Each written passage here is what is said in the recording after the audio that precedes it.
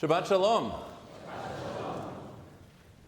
Aside from the out-of-town guests of this morning's B'nai Mitzvah whose travel plans may prevent them from joining tomorrow's No Hate, No Fear Solidarity March, I imagine most everyone in this room is actively thinking about whether they should or shouldn't attend the planned rally in Brooklyn.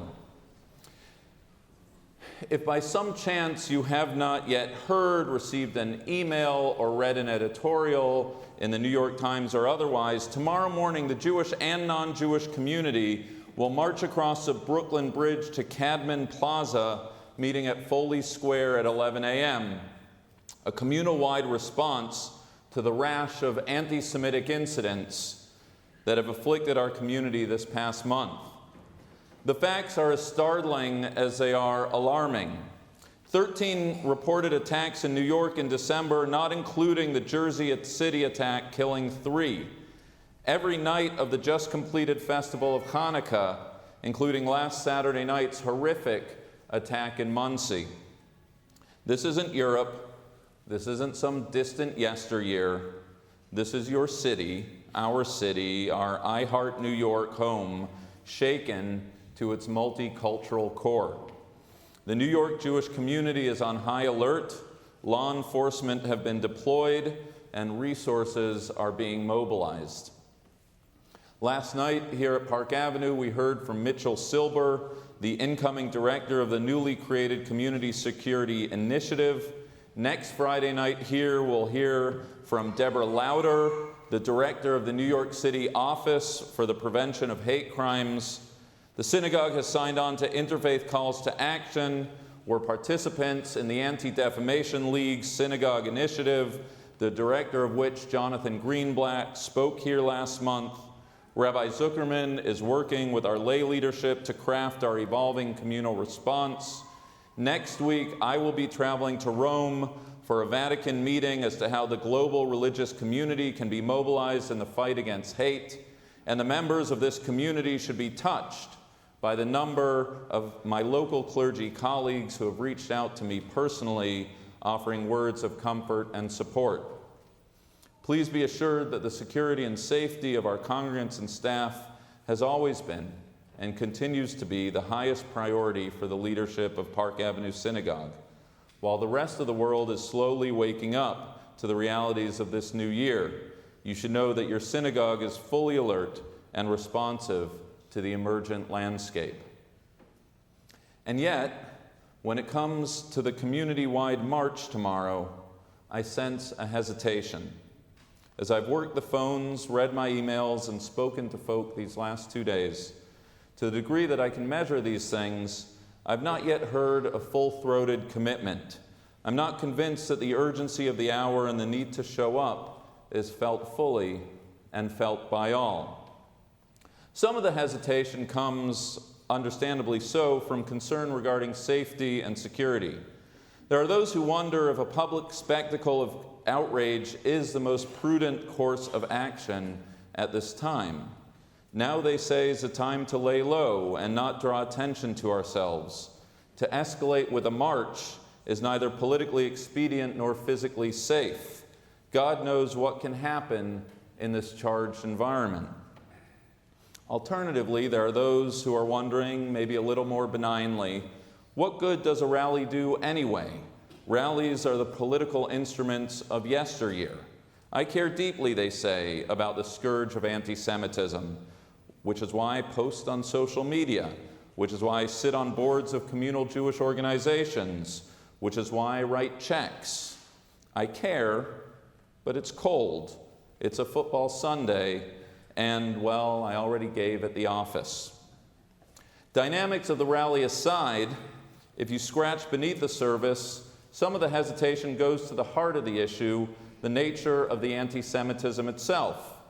Some have voiced whether the sky is falling return of anti-Semitism narrative is not a little overstated. It wasn't lost on me that the same Jewish Week edition covering the attack in Jersey City contained a lead article on the rededication of our own synagogue, a statement of vitality of the New York Jewish life, if there ever was one. Is this the best of times or the worst of times for the Jews of New York? I could, and I imagine you could, make the argument both ways. Besides, some may say, anti-Semitism is the oldest and most persistent hatred. This is nothing new, and a synagogue should devote its energy to building up Jewish identity. Let the ADL, they say, take the point on this one. So too, there are those who have said and written that this hatred is not actually about the Jews. It's a symptom of a societal malady felt by all. A social ill that's not actually about Jews, but something much deeper, a loss of civility reflecting social and economic anxiety and uncertainty.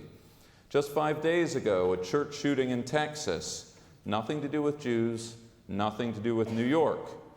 Our attention is better directed at gun control, at effectuating political change, at tighter borders, at more porous borders, at education, at mental health, or maybe building bridges to communities for whom the Jewish community needs to be demystified. Anti-Semitism is just a symptom, and a rally is no antidote for the systemic disease that lurks beneath. Part of the hesitation, I imagine, is also rooted in confusion. I myself have a hard time piecing it all together. Swastikas on synagogues smack of a resurgence of right-wing neo-Nazism. Jersey City's attacker was a black Hebrew Israelite. Muncie's attacker had a mental health history. It's not so clear what prompted him, and it may never be. Given the world events of the last 48 hours, our present concerns may actually be from a radicalized Muslim community. And not every attack against a Jew is necessarily anti-Semitic. It wasn't New York, but you may have heard of the incident at a college campus last week of some Jewish students who were beaten up by other students, the attack labeled anti-Semitic, the incident shared widely. When I asked my nephew about it, who attended that university, he explained that it was just a bunch of drunk college kids, an idiotic intra-fraternity party crashing fistfight. It's a topic to which I'm sure we'll turn to next Friday night with Deborah Lauder. When is a crime a hate crime? When is attack against a Jew anti-Semitic? Are all anti-Semitisms equal and equally threatening? It's not entirely clear. And while we're probing into the guts of our communal response to anti-Semitism, let's poke at some of the really uncomfortable questions. The outrage of the non-Orthodox community has no doubt been tempered by the question of the degree to which these attacks on the ultra-Orthodox community are actually attacks on us. Not all of us, but probably most of us, have very few contacts, family members, and close friends in the ultra-Orthodox community. They dress differently, they attend different schools, they lead insular, separate lives. And it's not just that they're siloed from us and we from them. Their Judaism is different than ours, and our Judaism is not Judaism to them. 3 weeks from today, we're having our annual Shabbaton, the subject of which is an exploration of the subject of synagogue life. We have a great lineup, but I really wanted a non-progressive rabbi.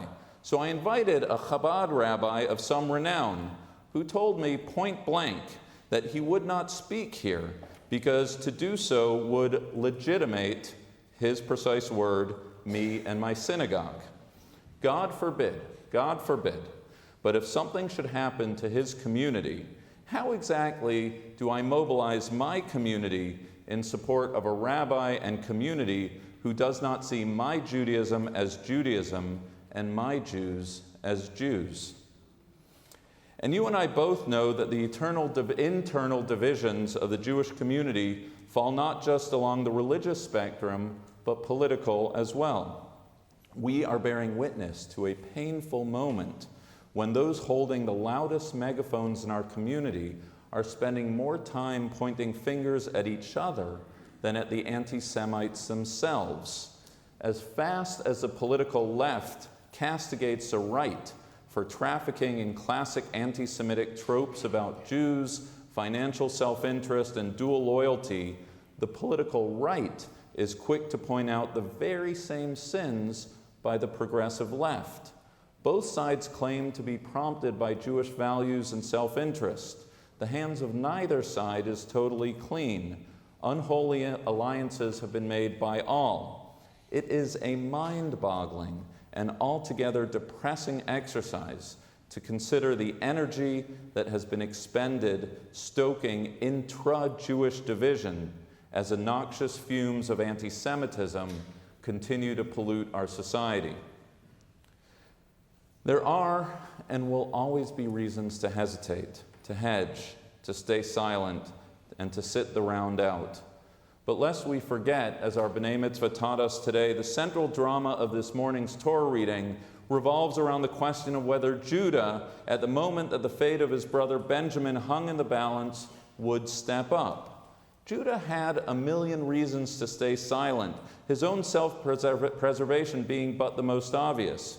Given the circumstances, what assurances did he have that his actions wouldn't result not just in his downfall, but that of his brother and all of his family? As our Eitz Chaim commentary notes, Judah knew the underbelly of fraternal rivalry and the sting of his father's favoritism. Why should he stand up for Benjamin? What did he care for his father's feeling, a father who had repeatedly slighted him? Why should he step up and stick out his neck now?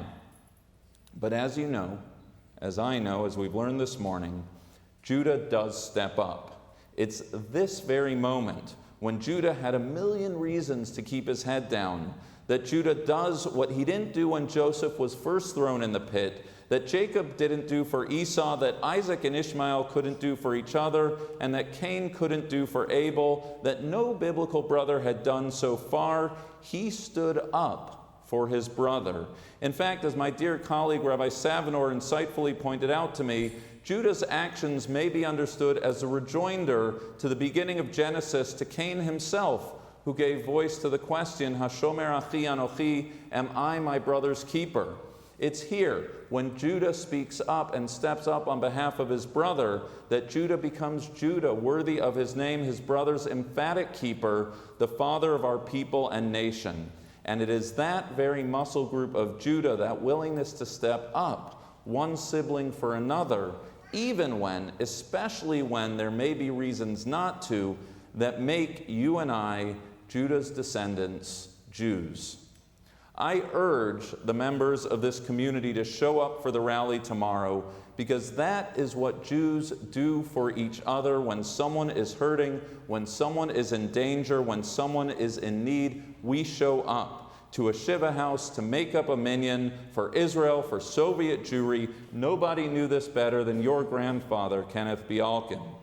Ours is a religion where simply showing up is a commandment, a mitzvah, and tomorrow is such a day. I urge you to show up for the rally because I believe now is exactly not the time to keep our heads down. Now is a time for a numerical show of political will, to announce that Jews will not be made to remove our yarmulkes in public, that Jews reject a world which makes us choose whether to hire another Jewish educator or a security guard, that no community should have to endure hatred or violence or fear, to demand that our government, law enforcement, and fellow citizens publicly and demonstrably come down hard against this epidemic of Jew hatred. I urge you to show up tomorrow because whatever you may believe politically, now is the time to announce to the world that no matter what our internal Jewish fissures may be, we stand united as allies in the fight against anti-Semitism and hatred.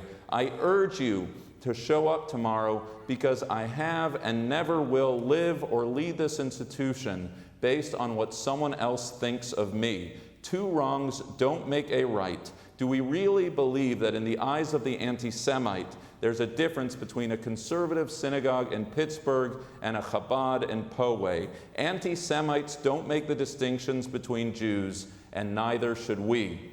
I urge you to show up tomorrow because there is a time to intellectualize and there is a time to act.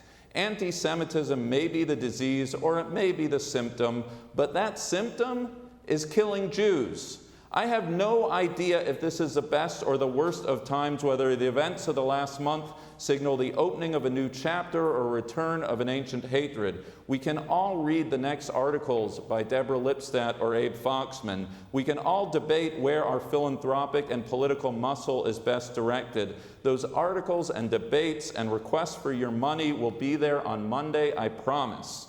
Tomorrow is not about analysis. Tomorrow's about doing the one thing we can all do equally: show up to announce to the world that anti-Semitism has no place in New York, in civil society, and in this world. I urge you to show up for a million reasons, but most of all because that is what one sibling does for another. No person bearing the pedigree of our patriarch Judah should ever stand idly by as Jewish blood is shed.